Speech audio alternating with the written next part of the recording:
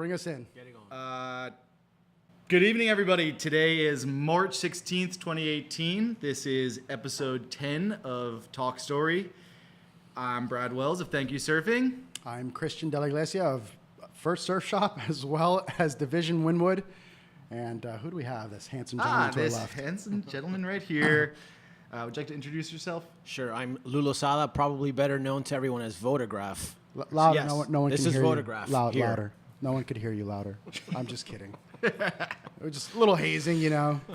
First time hazing, absolutely. Yeah, we're figuring out how to haze people too. Actually, we got to work this into our routine here. But like in a nice way. Yeah. It's like No one gets hurt. Yeah, some sort Little of bit. like Just cultural. make it cry a little Maybe bit. emotionally. Yeah. All right. But we bring you back on the cast and talk about all your problems. And then surfing is healing. Surfing is healing. Yes. All right, so let's get into the weekly happenings. I got nothing.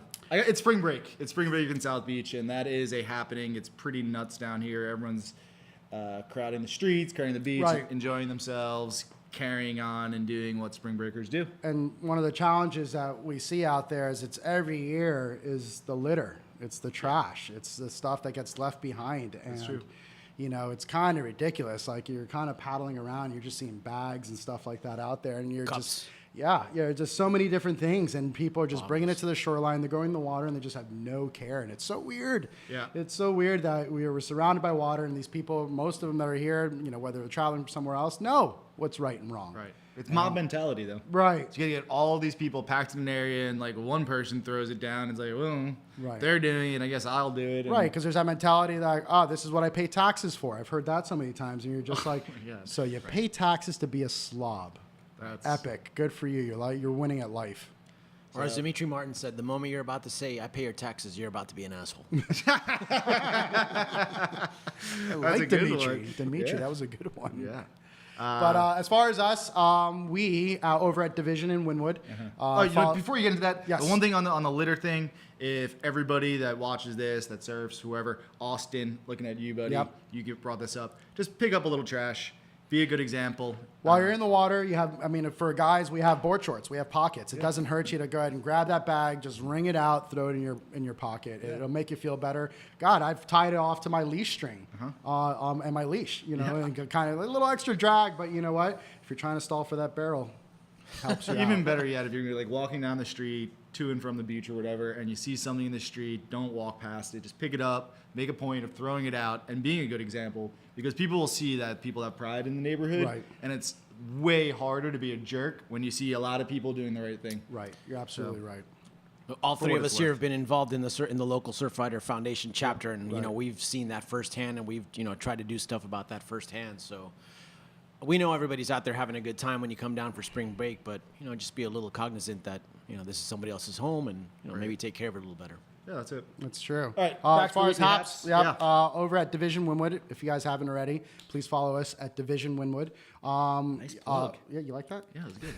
Ami James, he is my business partner as well as an amazing tattoo artist, and he's teamed up with all these other guys, Chris Nunez, Chris Garver, guys that they had in their original TV show 10 years ago, and they've created another show with Facebook, and their first webisode had released about 15 minutes worth. It's released yesterday on a new platform that Facebook has. It's called Facebook Watch.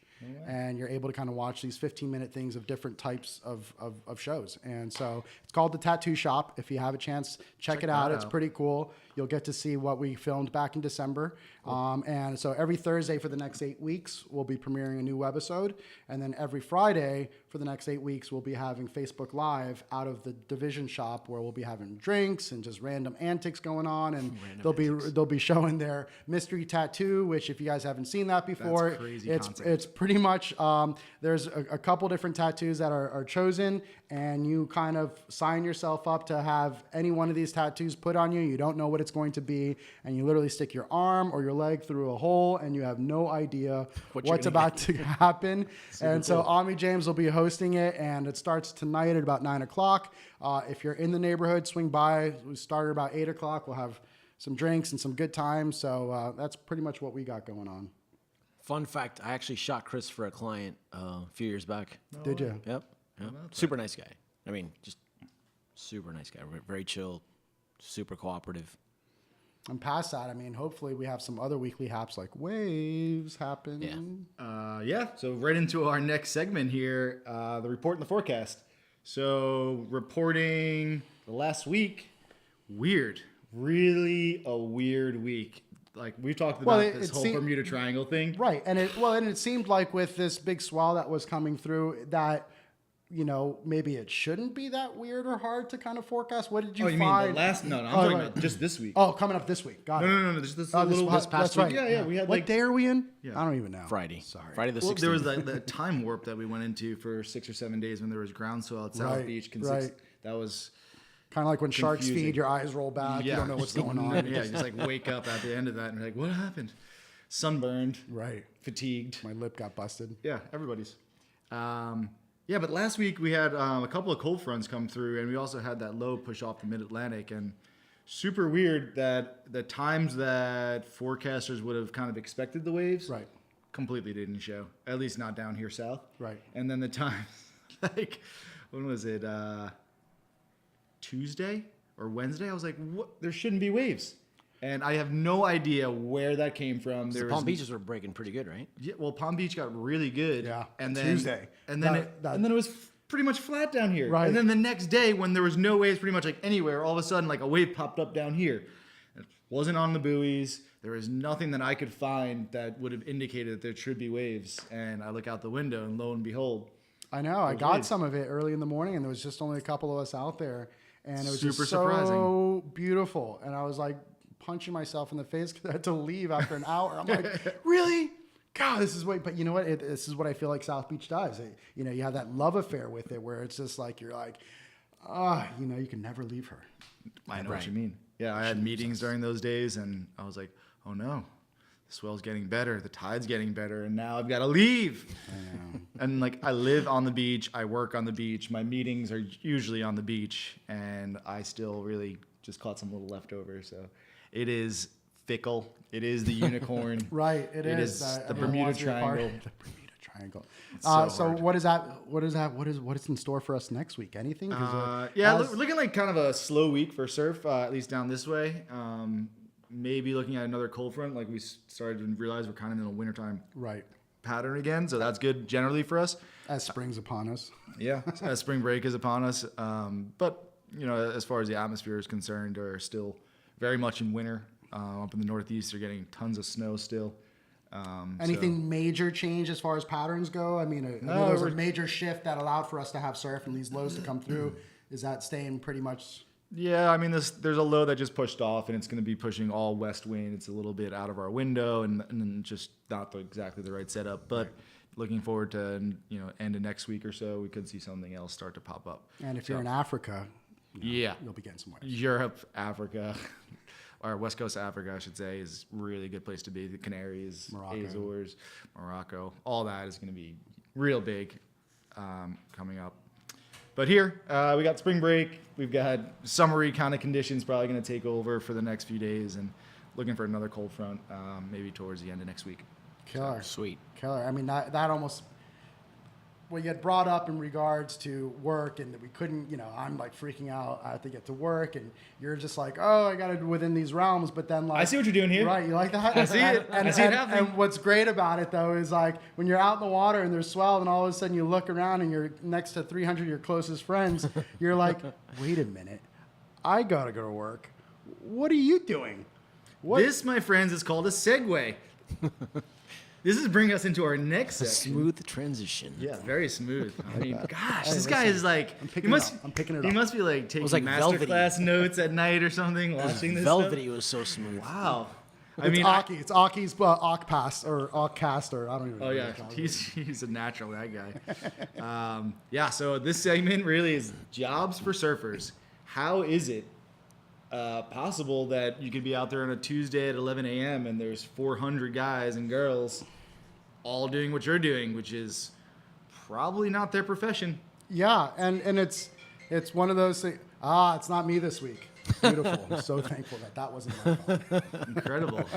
But yeah, it's one of those things where growing up here and having random jobs here and there, I know for me as a way far South Florida surfer, you know, it was like this fever pitch of like, oh, there's waves, there's this, I got to have my shift covered here, I got to do this and that. And I know plenty of people that just grew up as bartenders or waiters because it was like, all right, well, I'm working at night, so it leaves my whole day free to do whatever I can. Or so it's interesting. I wonder, it's like, what are people doing for Is that jobs? by design, you think they were doing? It was just like... Is it true that Chart House was started by surfers? Uh-huh. Okay, I was wondering if that was just an urban legend. There or, you go. Okay. Yeah. So it seems that like food and bev, hospitality... are great industries to be in if you're a surfer, that with what we have to deal with here. Because and this is also something I noticed when I lived in Hawaii for a little bit, was all of a sudden that fever pitch to have to surf or all this other stuff gets relaxed. When there's waves all the time? Right, because then all of a sudden you're just living your life and you're like, hey, I'm going to go ahead and plan to surf. I got a little time to go and do this. And you know what? Whether it was like 1 foot or 6 foot, it was you were going to surf and you were going to have fun. It's like I a can't leisure tell pursuit. you. I can't tell you guys how relaxed I was in San Diego because of that condition. In fact, so relaxed that I didn't even work the entire time I was. Maybe I should be So I working. ended up coming back. I'm really relaxed. But like here, it's what becomes one of those things where you're like this and that, and those phone calls that you get from friends and whatnot. They're like, what time? This and that. They're kind of pinpointing it because I don't know. It's a little bit of a mission to get to the beach at certain times of the day. And I have guys that store boards in their own car, throw boards at the shop, and this and that because they don't want to have to go all the way back to their house to get a board, then to have to come over here. There's just like at that last minute whim, they need to be able to go and do what they have to do, and that's kind of what we live by. It's like a surgical strike nonstop. You have to be like on call, and you have to be willing and ready to drop. I've done half an hour hits where like half an hour in, paddle out, shoot, or maybe catch a couple of waves and gone. Like half an hour. And the swell can be gone in that half an hour too. Right, and that's just But it usually isn't. Firefighters, another job that a lot of surfers. I just talked to a couple yesterday. Yeah, they have that kind of flexibility in their schedule, and they work like a few days on, a few days off, that sort of thing. So I wonder if the challenges are the same for people up outside of the Bahama Shadow, Palm Beach North. That if they get a little more consistency and they got some stuff. Is that enough? No, I don't think so. I really don't. I mean, all those lineups, you see them packed when it's good, and you don't want to miss your home beach when it's doing its best thing. Right. And I think that's a great way to put it. It's true. I mean, that same year that I lived in Hawaii happened to be the worst summer in the South Shore in like 10, 15 years at the time. And then all of a sudden we had the best hurricane season here. It was one that we had like 5 different hurricanes just kind of circulating in and out. It was like 99 or something like that. And it was one of those things where I was dreaming about surfing out here and I was living in Hawaii. I'm calling friends, being like, yo, what's up with it? Oh, this and that. And they're like, dude, you're in Hawaii? I'm like, but it's been so small.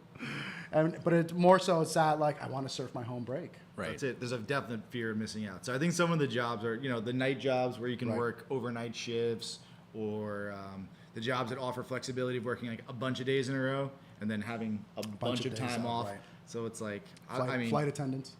Oh, flight attendants is a whole other thing. I was thinking more like guys that work on realtors. Like oil. Yeah, I was thinking more like oil rig guys. Right. It's like, oh yeah, I work like 4 weeks straight, and then I have off like 8 or 10 or 12 weeks straight. Right. And it's like, wow, that's like you. How about surf shop owners? Do they shop owners? No. Somehow I surf less. Yeah, that's actually kind of a funny one. You'd think that you'd probably surf all the time because everybody else is coming in. Yeah, right. When the waves are good, it's like, who else is going to serve you guys? It's me. Right. Someone's got to. Plus, where else are we going to? Where else are we going to keep our keys? Right. That's what I'm really here for. Key valet. For free, by the way. I'm just saying. All right, but drop your keys off. Lou did mention real estate, and that I think is another one of the professions that kind of lends itself to surfing, due to the fact that you're essentially an entrepreneur, and so you get to kind of make your own schedule. Call your hours. Sure. Yeah, there's a little bit of that. And so that's a totally different beast when you can kind of call your own hours. You have responsibility to yourself, to your clients, to your business, to your employees, all these other things, but you can kind of finagle your schedule a little bit more. You can. I've always done that anyway, where any job I had gave me a little bit of flexibility, and I just took off. Like, to the point where I'm actually going to tell this story. Remember when the Chalks plane went down? I was on the beach. Okay. I'm going to return for the story. I'm going to let a couple of fans in. Okay. But you continue with that story. Okay. BRB. So the Chalks airplane went down, right? Yeah. But it went down between the time I left work, and I'm not trying to make light of anybody passing. It's just the side story. So I leave work to come out to the beach because there's waves, right? Plane goes down while I'm in transit. I get to the beach, there's cops and ambulances everywhere, right? So like now there's cameras on the beach too, right? And a friend of mine from work calls me. She's like, "What are you doing?" I'm like, "What are you talking about?" She's like, "You just came out on TV." I'm like, "Oh, don't tell anybody." So yeah, with all the cameras and everything, I came out on TV. But that's the sort of flexibility I've always looked with every single job. I got to make it out for an hour, got to make it out for a couple of hours. I got to shoot, I got to surf, I got to do something. But it's always been important for me to get out here and have a job that will give me that flexibility, even when I wasn't a realtor and when I wasn't That's shooting, kinda how had it more is. of a 9 to 5. Yeah. That's kind of how it is. Gentlemen, Hey, Rudy. Welcome to the show. Good to see you, buddy. what's up, Duke? Rudy, you want to introduce yourself here real quick? My name is Rudy Dubois, local Guy? surfer, friend, enthusiast. Photographer. Yeah, stopping by to say hi. All right. Hope you guys are good. Everything's good. A little checklist you got there. Yeah. That's a nice mail. You got the whole scenario sitting on. Everything's Fine quality. This is my Fine dog quality. terrorizing everything. boy. Oh boy. All right, we're gonna get him Stuff's we coming got down. a bull in the china shop or a dog in the boardroom. It's pretty much the same thing. It's, my it's interactive around here. It's Yeah. interactive. So big. Napoleon. See? Say hi, Hey, there it buddy. All right. Oh, that was classic. Hey, listen, just good times around Little here. mess. No, that's cool. We'll handle that. So yeah, there's another job for a surfer, photographer. Yep. Seems to work out pretty well for you, Rudy. No complaints. Any topics you guys hitting on that are Yeah, interesting? we're about to get into the next one. You want to join us? Come on. I'm gonna stand in. No. Let's I get think better standing. All right, good. Let's get you in here, buddy. Good. Good. So the next one we're getting into here is surfing as a form of healing. And a friend of mine, a friend of all of ours actually, Darren, he does a lot of work in this realm, and Oh boy. he actually kind of prescribes the ocean as a way for people to kind of Let me get my learn dog and outta here. heal. Yeah, I have an interesting perspective on all that. We also have like the tradition of paddle outs. When someone in the tribe passes, and that's a huge. I mean, we've talked about it on previous episodes, but it's a really big way that we all kind of come together and heal together, and it's all about the ocean. Yeah, I mean, we're kind of a big tribe, for as big as the sport is, and for as much as you have your big famous people like your Kellys and your Mick Fannings and stuff like that, as well as just your, average surfer that might be just kind of starting off. We're all kind of in it to share something with the ocean that kind of does something to you. Whether it gives you a moment of release, a moment of excitement, or something. You're connecting in a sense, and in that connection, when you share it with other people, whether it's the stoke of the wave that you see someone take, or any of those, you kind of, you're part of it. You're connected with each other. And then at the same time, on the grievance side, unfortunately, we lost a local friend of ours last night, Alessandro Perez. Some knew him as Malacca. I've known him for quite some time, and a really close friend and brother. We work together at Quicksilver as well as here at the shop, and we're all still kind of processing a little bit of his passing because it's pretty tough. He was only in his mid to late 40s, and hearing all the memories of him pouring in with people on social media, for just such a sweet guy, nice guy. The guy was just fully charged with energy, and my heart's broken to know that he's gone. And I know we'll be doing a paddle out, and I know that we have a couple of our locals together, gathering on 3rd Street right now, and sharing their memories of him, which is always great. But it just goes to show the depth that the ocean has, in a sense, for our emotions, and where we all kind of flock to there to send our energies and to send our feelings out there to connect with each other. And I'm gonna miss you, Malacca. I'm gonna miss you. Oh, yeah. Yeah, I mean, there's like you say, like I need to get a rinse, Right. or like there's a reason that they do baptisms in water. Right. I mean, all these things, it's all rooted in that same sort of. I mean, I don't know how it feels really elemental, and when you guys, even have like a bad day or something, and you're like, oh, you know what? I'm just gonna go paddle out. It's like, it's crap. Right. And then when you come back in, like, Right. there's a famous quote about it, like, you're definitely a better person coming out of the water than when you walked in. Yeah. And It's amazing. I mean, just like the other day, I went up and with a buddy of mine, and we don't get to hang much, but we got to kind of talk on the way up and get to surf, and it wasn't that big, and we took the mid lengths out, and we just kind of had some fun, and coming home, I sent him a text afterwards, and I thanked him, and I'm like, dude, that was like a little mini vacation. That was like, you know, like it does something about recharging your soul, you know, and you know, I could see why Darren, you know, recommends that or prescribes it to people, because it really just kind of helps pull that away. Definitely, I feel that most of the time, all the surf towns have the same vibe. Everybody's just good. Everybody's taking it easy. Everybody's like, there's a certain level of connection we have based off that, and definitely it has to do with the water. And I also think something happens to you when the surf is big, when the surf is like a little radical, and you're kind of like on the edge. Okay, let's hear that. As My- healing? Yeah, definitely as healing. I think as a human being, you need to be slightly under duress. And surfing, there's a big part of surf, like when we had the big swell recently. A big part of that day, you're kind of like in survival mode. Okay. You're like, this is big, this is a little intense. You know, you're constantly paddling. You're like, I got to duck dive this way's big. Oh, there's people, should I go for this? And it's like way too, you know, you're constantly in this weird, like, jumpy mode. And that's, to me, it's survival mode. And that sets off all these interesting chemicals in the brain that I think are fundamental for development, for mood. I don't know about you guys, but I got home after that day and I was like, Wiped. I'm good. All is good in the world. Like a lot. And I think that's another aspect that a lot of people don't take that in. The congratulatory systems that we have for surviving shit. Oh. Yeah. Wow, Rudy. I like it. Don't tell nobody. It's secret. I think everybody intuitively knows it. Turn the Instagram off now. Edit that. Yeah, I mean, No, that's but there's a lot of things that because we when you do. said it, it's like it hits so close because you're like, of course. Yeah, that's You exactly think, it. you know, according to your beliefs and all that, but you think about the evolution of human. We're usually hungry a lot, and we're constantly moving because we were hungry. And the slight little off time we had, we were procreating. But mostly we're like, I think dude, for we some gotta, people it's the other way around. Like, they're mostly procreating. When they're not procreating, they're getting a bite to eat and back to procreating. yeah. Well, we've been more of the other one than this. And that survival, that, oh, fuck, we made it through this. And then obviously we're tribal. Right. Obviously, that's like 101. You see that everywhere, from the spring breakers to musicians. It's just groups. Surfers have their own tribes in the way they surf.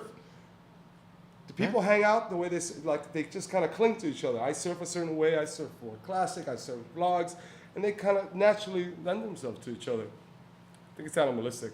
I don't even think you're making those decisions. I think they're made. Yeah, we are a lot of water. We are made up of it. 75%. Am I throwing that out there? Is that a At number? least. But yeah, but At definitely least that much. Even just getting in the water, like waking up in the morning and just going for a quick dip, it sets a tone. Yeah, like I was saying, like getting a rinse. Like after, even like if I take like a long flight or you're driving for like 12 hours or something, and it's not really like you're trying to get the dirt off you, but there's like a mental dirt. Right. Yeah. And like Definitely. you come back out and you're like, Rejuvenated. oh, that Yeah. was pretty good. Yeah. Feel pretty good after that. And it's like sometimes there's real dirt on you that you actually like rub off. Right. But you know, for the most part, it's a sort of a philosophical rinse. And then there's that connection with someone else or the other, some that is Something else experiencing that sometimes too, yeah. as well. Like there is that, like, you know, that there's a comfort in knowing that there's other people that feel or think like you. And you know, when they show some of that same appreciation, or when you talk and you're both understanding that energy, you know, there's that, you know, whether it's someone you've known for a long time or someone you've just kind of recently met, you know, all of a sudden it builds either a stronger bond or a new bond. And that keeps the tribe growing and keeps the love growing. And I'm a big believer on energy and the transfer of it. And the ocean is transferring energy every day, you know, and you know, I think we go to the ocean to receive some of that, you know, and go for the rinse and I wash need a out. beer, guys. Here you How go. do I get that? Keep it low. Can we not do So one of the other ones that kind of happens is almost like a connection to animals. I don't know if this is kind of a weird thing to say, but As we have an animal here. yeah, as Napoleon bumps There's a my dog. leg. He's cruising around here. He's looking, giving it peanut butter. Lots of animals congregate around the shoreline, for their own reasons. But then, like when you go, like there've been a ton of sharks in the shore break lately. Around Miami The last Beach. couple months. And last night I was getting a little surf. Like it was really a desperation session that turned out to be a really fun surf. Oh, nice. And one of my last waves of the night, I remember just kind of like saw this line knee high, maybe, just kind of like stretch out in front of me. And then the sunlight went right through that. And I was like, oh, pretty. And then there's a shark, like right on the same line that I'm on. And actually, I was going faster than the shark. But Take that, shark. but it was like, holy cow, like snaked the you're shark. you're here with other things. It's not just the tribe of surfers. There's like a whole other system happening outside of you, whether it be the fish or the pelicans or the seagulls or a random dog running down the beach or whatever it is. Like there's a definite vibe going on there. Or turtles. I think that's what connects you to everybody. The fact that someone else knows the water and knows this, right? Just all of this in that same way that Right. you do, kinda that look at me somebody like, else. Oh, you get it. Right. Because there's plenty of people that come to the beach and don't even set foot in the water, which I personally don't understand. I don't understand it. But, you get in the water and someone else has that, I guess for lack of a better word, intimacy with the ocean, right? That we have. And I think that's a pretty amazing thing. But Lou, even people that don't get in the water, think about how many people it's especially popular up in the Northeast where it gets cold a lot, and so people just go for a walk along the beach on the boardwalks, and then just sit on a bench and that's watch. That's great because they're still taking it in. for they are still taking it in. hours, and it's like, what are you doing? What do you mean? I'm sure. What do you mean? What am I doing? Right. It's like that. You don't know what to ask. Just sitting there and looking at the vastness of it, you're in awe. Just like, you sit back, you're You're like, I am whoa. nothing. I remember going on a sailboat trip from here to the Bahamas. And Oh my gosh. We did it in the summer. There was no wind. And it was like a 36-foot catamaran on a 10 horsepower engine. It took us like 22 hours to go somewhere that was 2.5 hours on a regular boat. But we stopped for a little bit and just you jump in the water and you swim down 20 feet and you realize that you're still like 1,000 feet underneath you.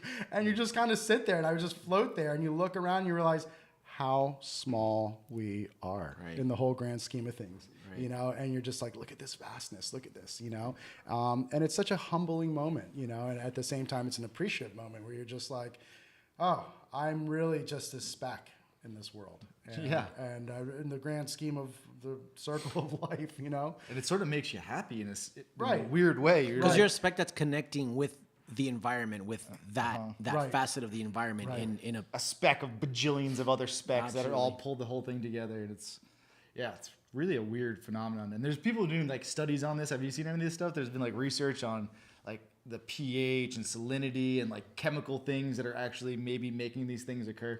Right, I saw something on I don't know where it was, maybe it was Facebook and whatnot, where they discussed an article the how the ocean can very well just help people, whether it's the lapping of the waves or the sound, feeling of sand underneath your feet. Incredible. And what that does just subconsciously to the body and lowering your shoulders and kind of lowering those BPMs. It's funny you say that because one of my favorite things to tell people about like surfing in Pensacola is the sand crunching under your feet when you step on The it. silica. Yeah, like we don't have that here. I love that Yeah, sound. and it's like very powdery. It's fun to and kind convey of- it. Yeah. Yeah. I definitely feel like, especially nowadays, we have such a disconnect with nature and what's really going on around us. And I try to connect it back to the whole evolutionary terms. We've been more of that than this. With so much technology and so much shit going on, we get caught up in our day-to-day life, and we don't chill the fuck out.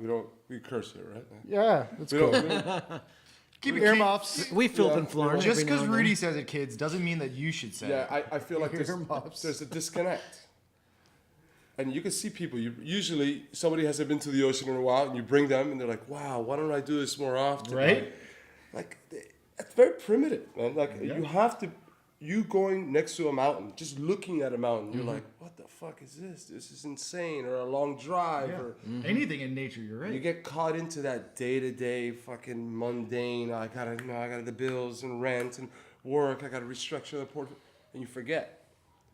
One of my favorite things about surfing is you can't take anything with you. You're out there, just you, the board, and the water. Outside of surfing, just the fact that if you're gonna go surfing, there's nothing with you. Right. I don't know. I think something's happening there. And Apple thinks so too. Let me go assess. Okay. Tag out. Hey. So Rudy's going to be surprised about the next category, I think, because he wasn't really prepped for this one. But this is kind of a big one. I've noticed it as just a surf nerd, a guy that enjoys surf photography, that enjoys beautiful images, enjoys art, a craft, And I started to notice there's this weird sort of dichotomy happening in surf photography. And for the purposes of this podcast, I'm calling it Surf Photography Crisis or the Golden Age. And is the whole thing going to hell in a handbasket? Or actually are we really progressing to the point where it's just going to be a whole new paradigm of photography and it's going to be all these great things come out of it? I'm torn because I see a little bit of both. Chris, what do you think? Oh, that was a good one. I got a couple thoughts. I'm sure you got some thoughts. That's great. I guess in the title of Crisis or Golden Age, as as someone that appreciates photography, but isn't, other than just bringing my phone up and, getting into that portrait and be like, whoa, look at this. That's photography. Right. That's photography. And a lot of it is, I guess what you see and what you want to capture, right, to go ahead and show to other people.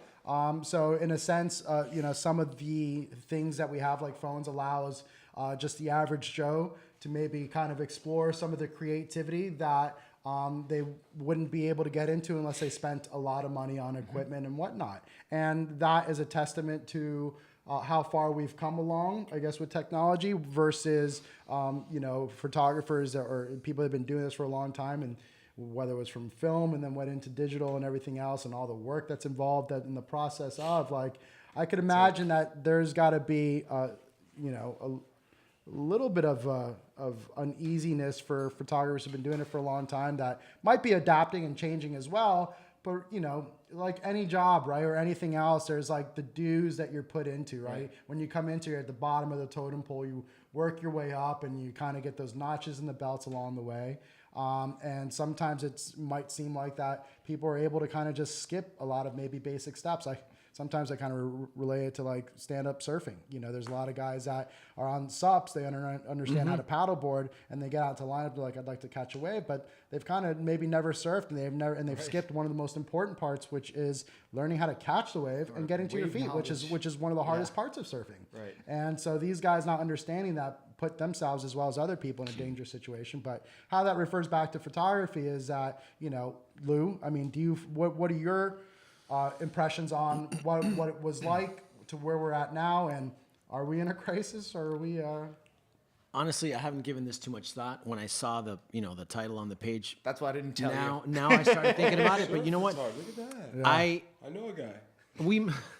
Several, right? Several. That's so what we're here to talk about. we may be in a crisis.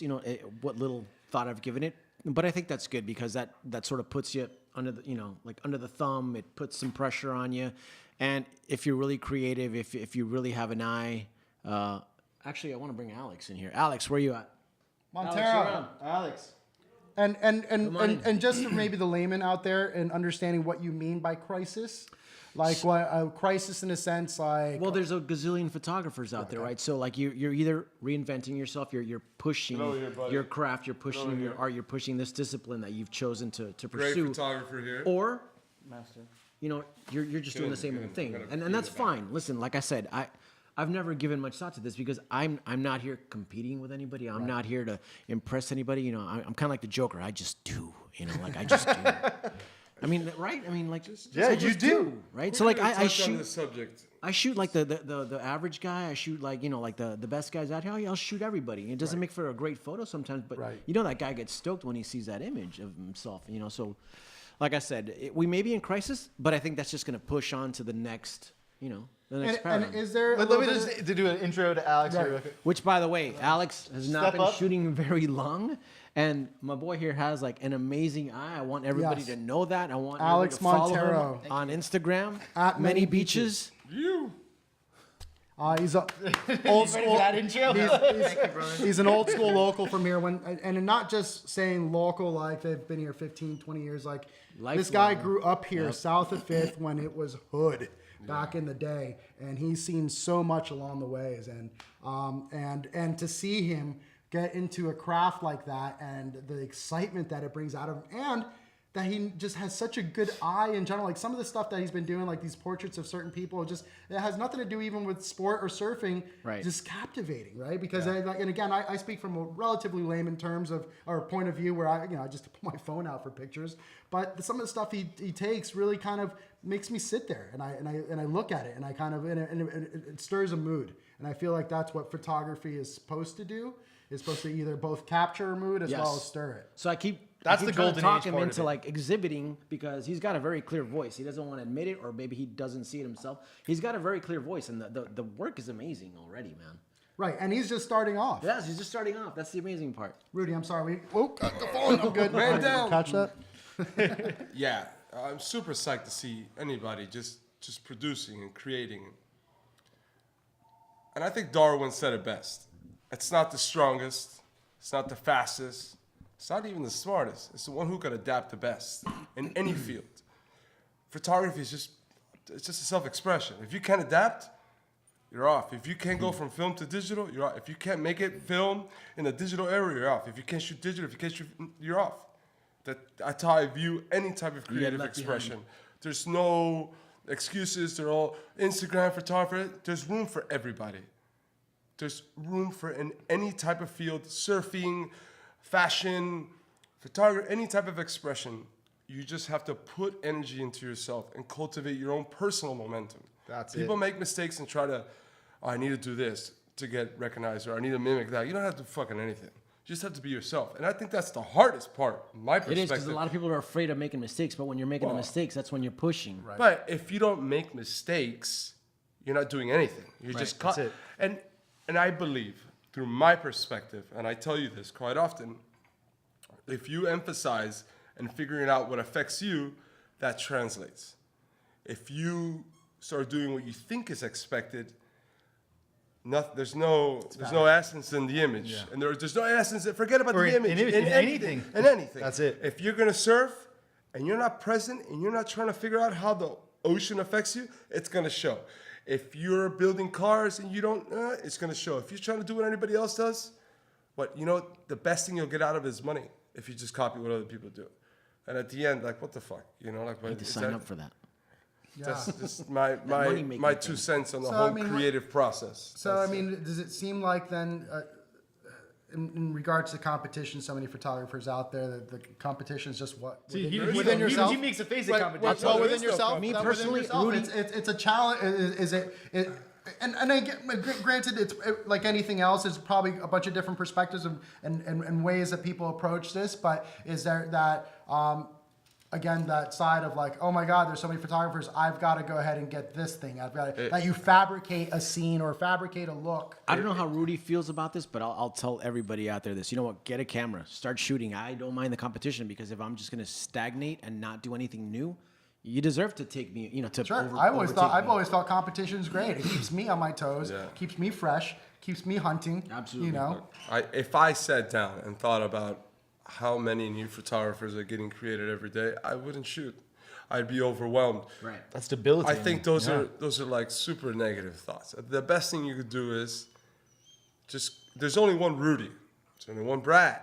It's just if you are honest in your approach, and you could dissect the business in many ways.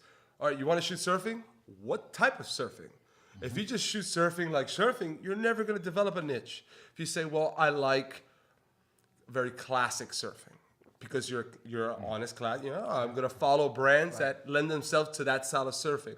How do they show their apparel? How do they show their boards? How do I build a portfolio that lends myself to and then it's just, I'm a very blue collar creative.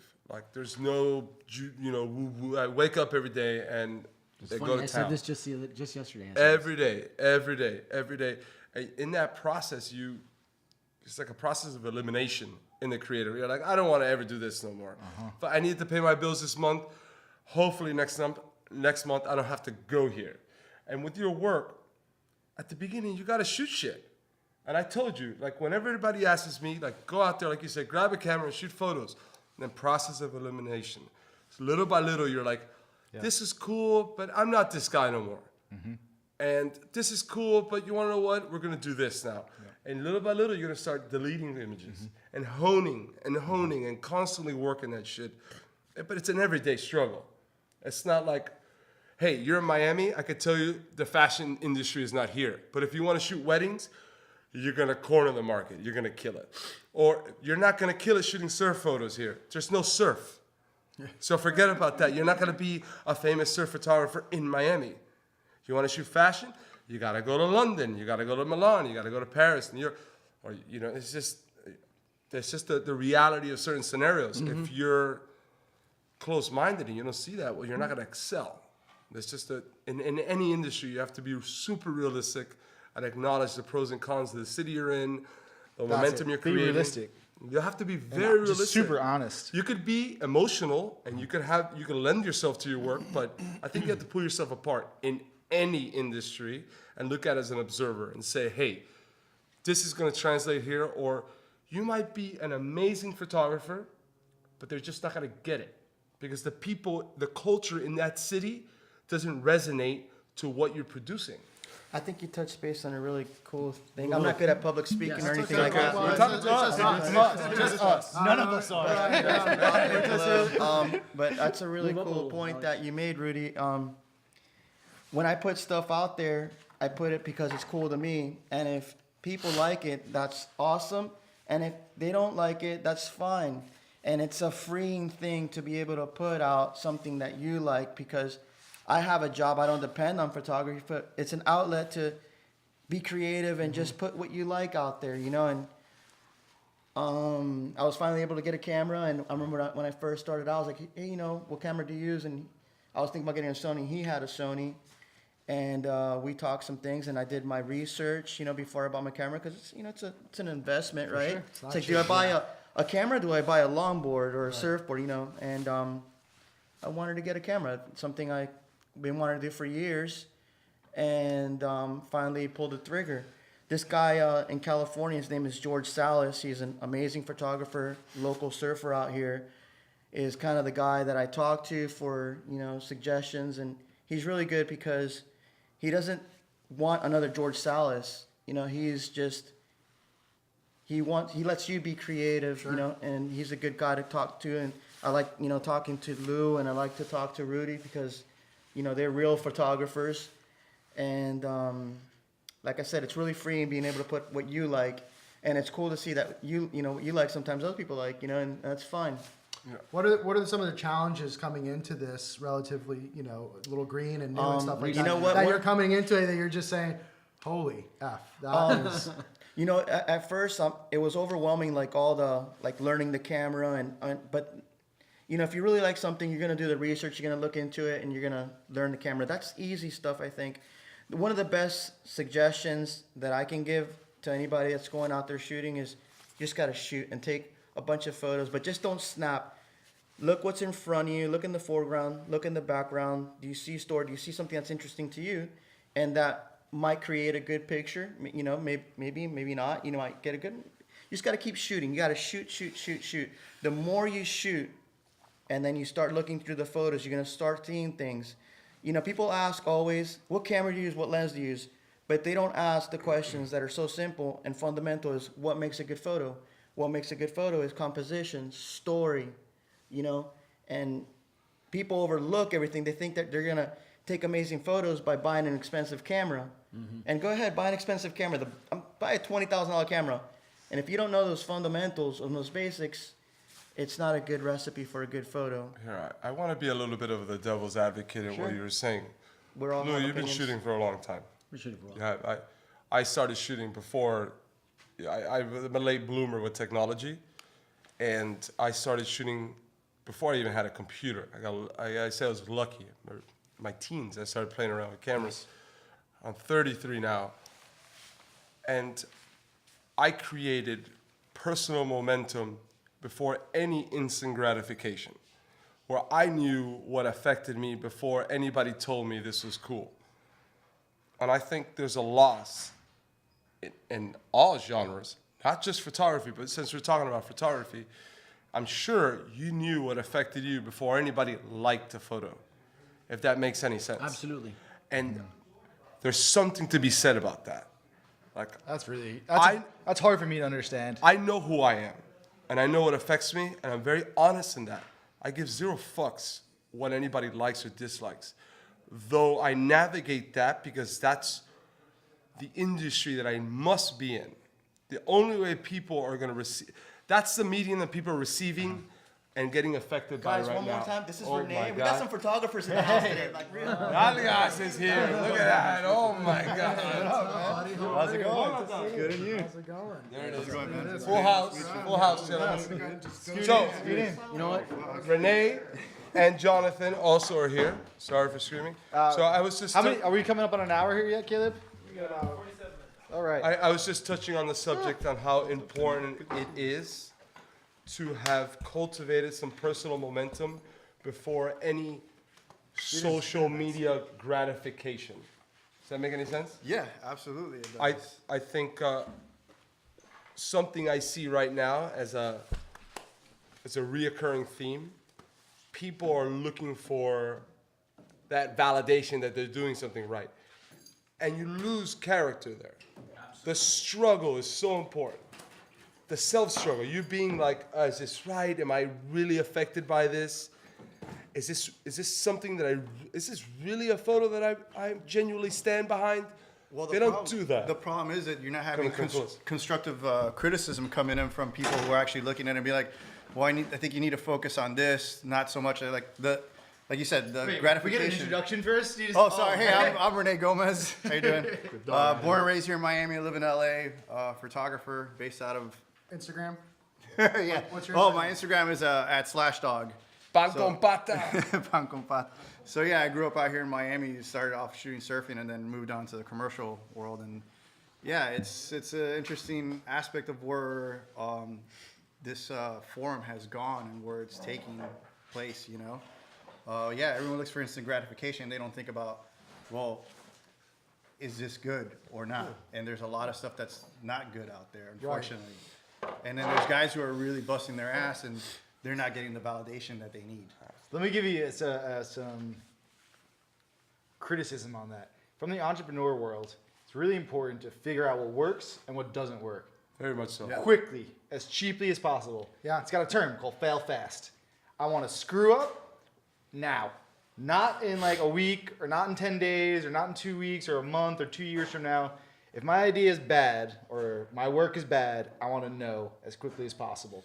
And so there kind of is that, but there's a like a popularity to it that I think hurts it from an artistic perspective. But again, to argue that in the creative process, you have to develop self. Like we were talking about everything This else. is the part that's different. Yeah, this is where you cannot put a business plan on the way you want to translate what affects you into the real world. You have to figure that out, then monetize it. Yes. You can't monetize something that you don't have. Yes, I'm sorry, it's just not going to happen. So the do you want way to be we- consultant with me? Because I could bring you along. You could just drop that one bit of I'm knowledge. super expensive. and they will pay it. So what we were talking about and the way we funneled into this was the ability to adapt. Like that's something that I lend myself to and I argue consistently. It's not the smartest, the strongest, it's the one who could adapt the best. Yeah. And we're talking about surf photography, crisis, or golden age. It's never been a better time to be a creative person. The outreach is immense. Well, you're able to produce, your quick, production quick. level can be brought out so much quicker than what it was before. I mean, I started when it was film. So when we were shooting film, you had to wait a couple hours to get it processed and then see if you actually got the shot or not. Now you're like, oh, I got the shot. All right, how soon can I upload this? And how soon can I make money out of it? Or if it's not gonna be made money, you know, you're looking at both aspects. You're looking at it as an artist. You're looking at it as a business person and everything. So it's just there's so much that goes on that you're like, and being able to adapt every way from going from film to digital to now with the whole social media content. And the thing is, there's more things coming out of social media of how to keep on competing. Look, right now there was a whole thing of like, Vero had this quick little kick trying to like overtake be the next thing to jump on top of Instagram. It was hot for a minute, but it realized that there was so much going on that their server couldn't keep up. And so people immediately jumped off and kept on with Instagram. It's like there's always someone trying to find who can be the next source to like, how can I pump out social media? How can I get the upper hand? And we're still at that. They're still going and seeing what happens. And I'm sorry to keep interrupting here, and I'm No, going go to for it. really put my foot down on this because it's something I'm an instinctual shooter, but I intellectualize the process. I really appreciate and love the approach to acts. I don't think people emphasize enough on that. Instagram is not forever. Like the way we communicate is not forever. Like the way cameras work is not forever.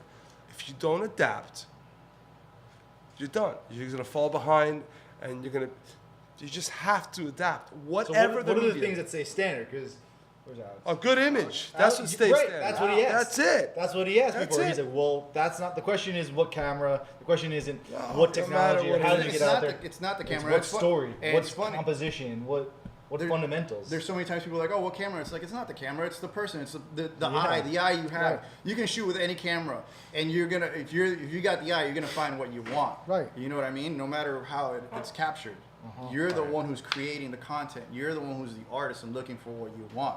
I've had so many times. So what camera you use? I'm like, doesn't matter, man. You don't ask a woodworker like what chisel they use. Yeah. Right. It's a fucking chisel. That's what I use. A chisel. Or a you know, chef, depending what on oven the are you using? Yeah, what that's pan are the you classic using? ones. You know It's what like I mean? Viking? Oh yeah, it's It's like like, oh, your dinner was this. So what'd you cook it on? It's like, Yeah. no, man, it's not what No I one cooked would it even on. Gas or electric? yeah. You know, I made this with love. That's how the chef looks at it, and it's the same thing as an artist. You made it from what you're seeing, your perspective, and your outlook. You know, so That's it's- true. So really, it's more of a golden age from your perspective. It's than it is always going to be a crisis. golden age. It's always going to have.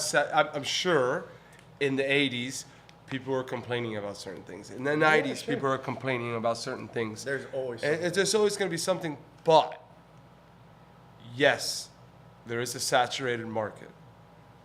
You Yes. gotta adapt into different things. You just have to, you got to create more of a niche. Again, this is a daily struggle for myself. I'm not in any way saying that I figured it out.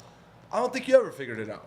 You know, No, I that's just the think whole there's point. different We're levels to the constantly video hustling. game. Yeah. Yeah. There's different levels to the video game. And you got to just keep playing. And we're not in a crisis. You can be in a crisis if you want to be in that You level. want to frame it that way. Yeah.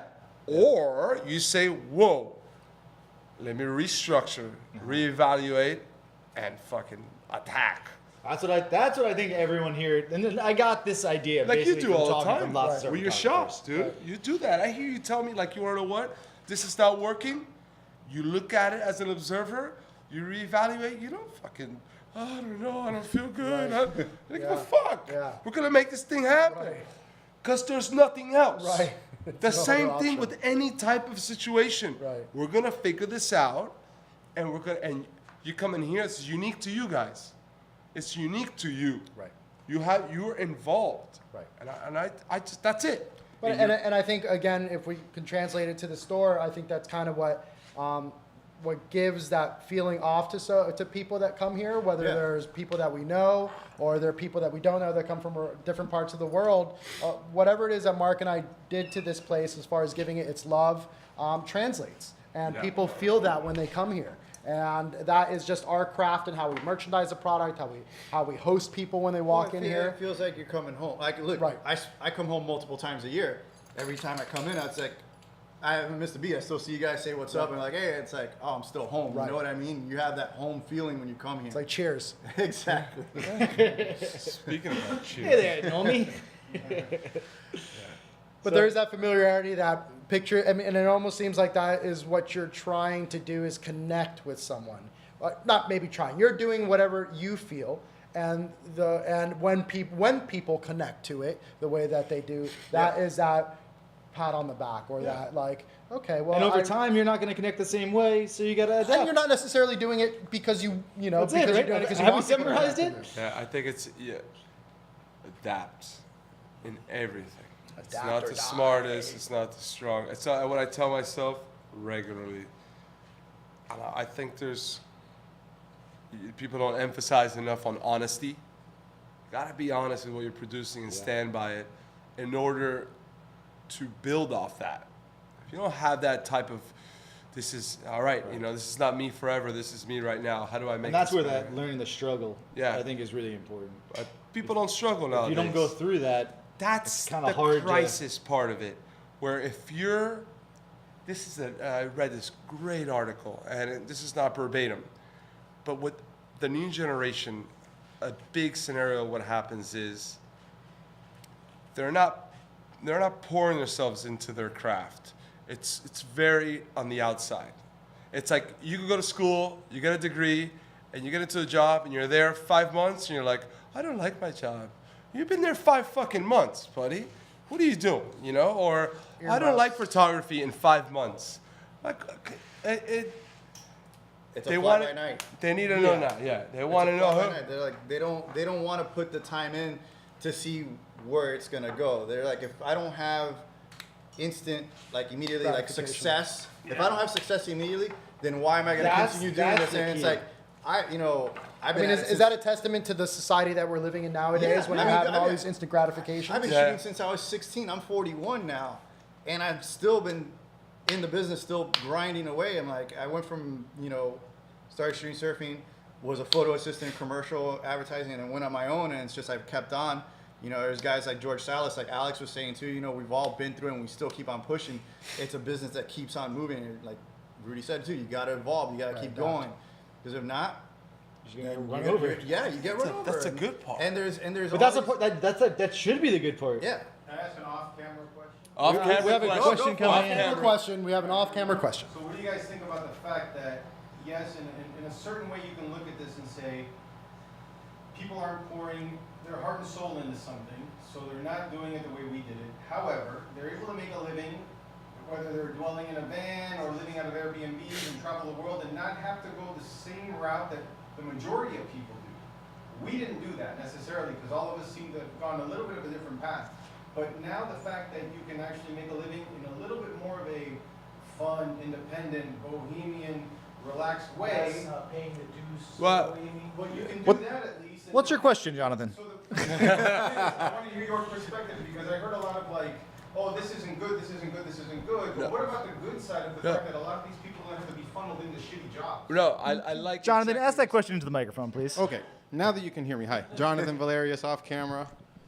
Off camera. So I just want to hear the perspective of the positive side of what this social media and all of the availability of this technology and the ability to not necessarily have to go to high school, go to a college, and take a typical job that, we were all kind of looking at those options and probably avoided.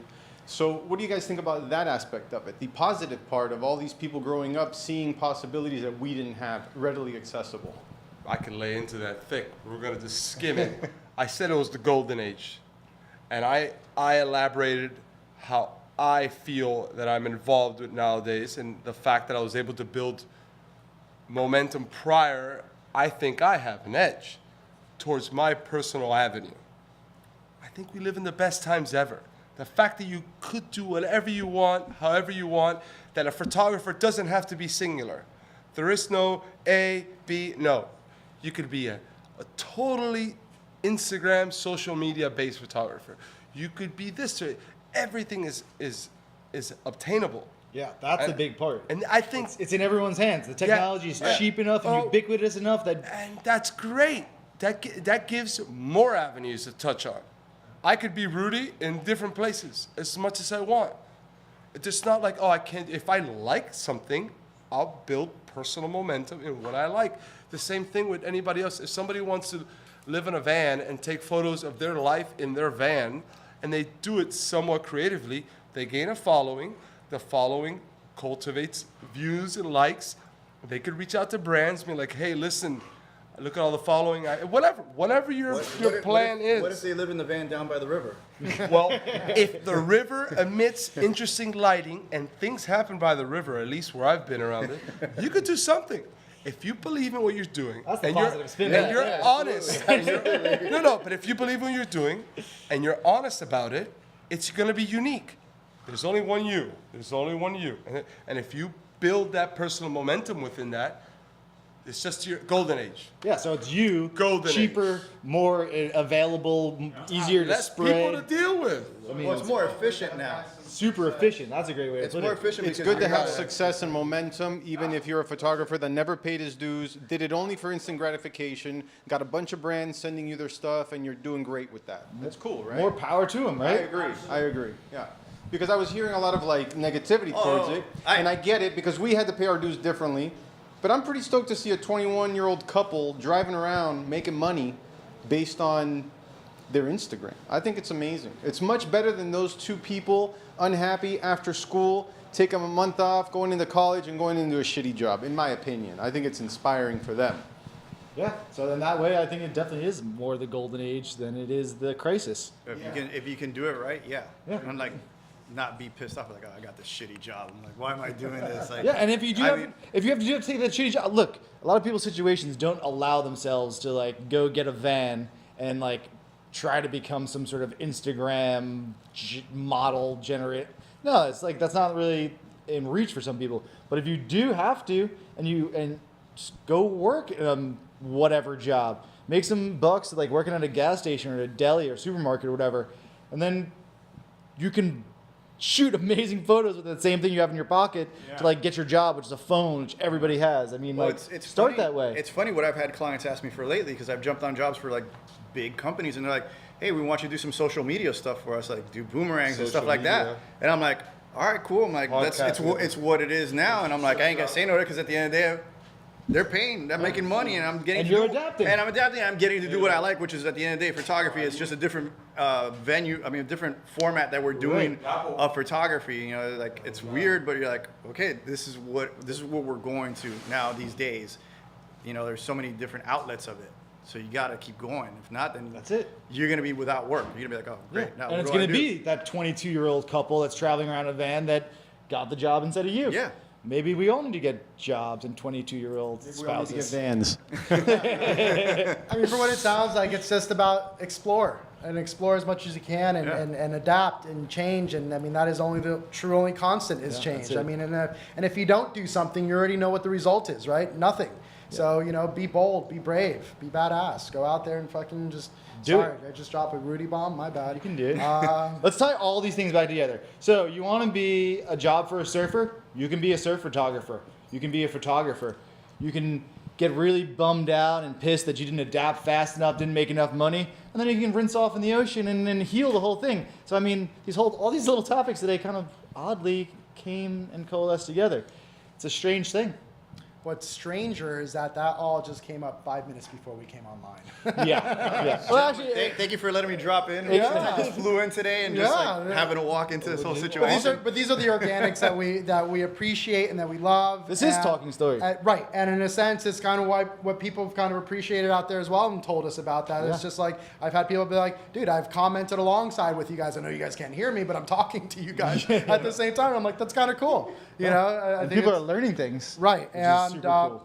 and you know, hopefully each week we can kind of bring something a little different that ties into the local community, to things that we do, and the things that we're passionate about, things that are passionate about other surfers as well. And you know, please send us more stuff to kind of talk Ideas. about. Yeah, Stop by. Say what's up. yeah, because you know, crack one open, and or have some tea.